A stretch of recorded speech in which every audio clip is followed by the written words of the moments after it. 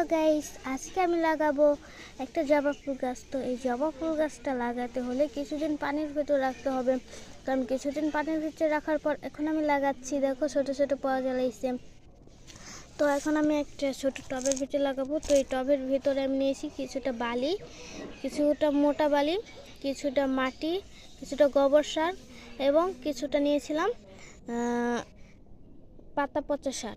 তো এই সারগুলো মিশিয়ে তবে আমি এই একটাই তৈরি করেছি, একটা মাটি তৈরি করেছি। তো এখানে আমি লাগাবো এই গাছটা। তো দেখো দেখতেই কত সুন্দর লাগছে। এখানে লাগালে কিন্তু গাছটা অবশ্যই হবে।